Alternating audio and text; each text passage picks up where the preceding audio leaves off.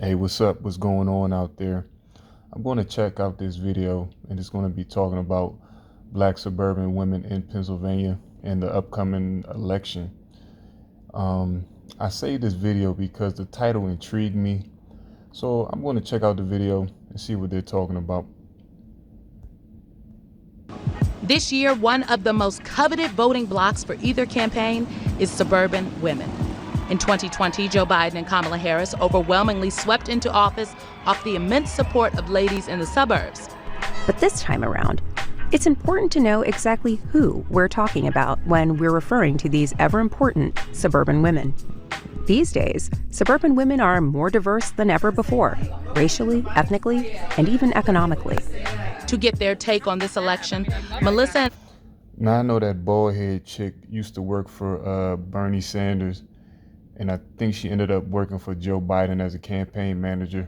And I know when she got with Biden before that, she was talking a bunch of trash about Biden and all this stuff. I think when they were running for the some presidential stuff. I sat down with a group of intergenerational black women who live in Montgomery County, Pennsylvania, an area critical to Democrats and Republicans in this election. You think when people talk about the suburbs, they're not thinking about y'all? Not at all. Oh, absolutely not. No. Why not? We're painted with a paintbrush that says we're not supposed to be out here anyway. Right. That we're not successful, that we don't have the same economic value that people who don't look like us have. The first question when you move in a neighborhood, where do you work? Not what is your name, where do you work? What do you do? The first thing they look at us and they think, you got where you are because of diversity. You're No, what they really want to say is, nigger, why are you here? diversity hire. You are some kind of hard luck case and you came up on a success because of what we gave you. And we all worked hard. All of us worked hard to be where we are. I wonder how all of you are thinking about this upcoming election and the various issues and what they mean for your family. Side note, she looked like that chick in the first Rush Hour, the one that Chris Tucker liked, that he worked with, that was like the bomb lady. And how it will shape the way you think about your choice in 2024. I think in today's economy, I'm almost afraid to say this. When I lived in Maryland, I was a registered Republican. Whoa! In Maryland, there were a lot of people like me, and I wasn't afraid to say it. In today's time, I'm almost afraid to admit that because people look at you like you're crazy because everything is so divided. I mean, I think we took for granted in the last election, that our voice does matter and that, their affirmative action, like we didn't think that would go away, right? And we got lazy about it sometimes. And so I think that, as well as abortion, obviously is a huge, change in our society. And the Supreme Court. Thank you. Thank you for saying that. Supreme Court. I mean, if we just take a pause, it's scary. It is scary. And it's going to be on the line in the next election. Absolutely. She's saying it's scary. I've seen some things where they say they can terminate the kid up to 15 weeks, which is insane to me. I never heard somebody say, hey ladies, just close your mouth and close your legs and you'll be all right. 100%, 100%. And is this the decorum, or lack thereof? Is that now the standard? What do the young black women think? I don't want to speak For for all of them. everyone, but I do think our generation, it's hard to focus on what's going to happen 40, 50 years from now. And all our generation sees student loans, issues with getting jobs, things like that, where obviously that ebbs and flows over time, no matter who's in the White House. But it's just hard to, I feel like, get our generation to see the long-term effects of not being or using your political voice through voting or getting out there and just spreading whatever word you feel is best that you believe in. There's a growing sense of nihilism from our generation that essentially feels frustrated because we see the system as broken. A lot of us are in a moment where, like Alexa said, getting crushed by student loans. Inflation is absolutely ridiculous at the moment. A lot of my classmates, because I said I just got my master's, so a lot of my classmates are looking for jobs. Thank you. Only 4 of us out of 20 got jobs. Wow. You always hear. Well, that should tell you something, that you shouldn't be investing money in something that you don't think is going to be fruitful. Now, I'm one of those people that say you want to monetize your talent.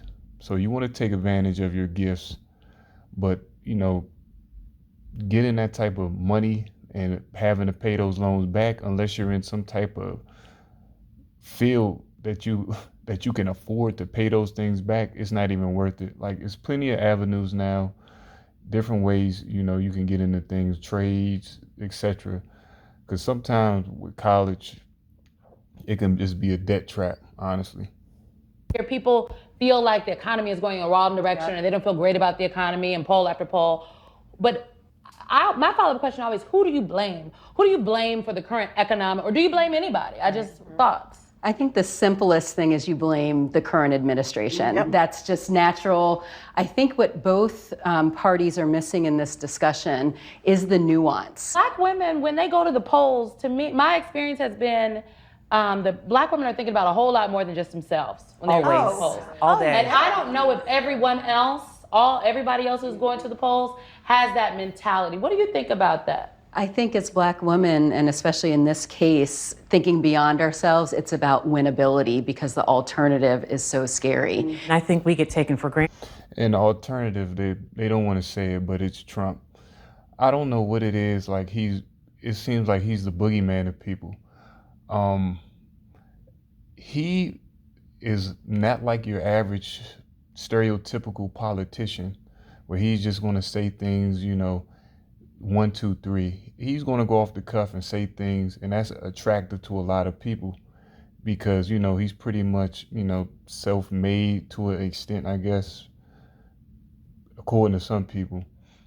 But he has a quality about him that's not your stereotypical politician. And it's basically the antithesis of the Democratic Party right now. I mean, you have Kamala and Tim Walz, and Kamala is just pretty much like that doll, like a Barbie doll. You pull a string and she just says the same 5 phrases over and over again. So you're really not getting anything out of that party. So I don't understand why people are so, especially so-called Black women, are so afraid to say, hey, you know what, I'm gonna vote for Trump because I believe in this policy. It's so emotion-based that people can't even see straight. Like, you want to have the person that you believe in their policy. Everybody, especially, so-called Black people, get emotional and they don't think with their brains, they think with their hearts. I just don't get it. And that, they're just gonna look at the ballot and go all the way down and not even read it. I feel like a lot of the time, the country will rely on us to correct a wrong that's been made. And to be completely honest with you, it's very frustrating. So a number of you have mentioned the Supreme Court, and I think one of the things that's been really top of mind in this election cycle is reproductive rights, and specifically access to abortion. This lady, every time, like, I know it's the first time when they said something about abortion, she got really excited. I wonder how many kids she done, unalived. I'm just curious, because every time this gets brought up, she gets kind of excited. Are you thinking about this in the other assaults on reproductive freedom, including in vitro fertilization, which is a way that many people are starting their families now?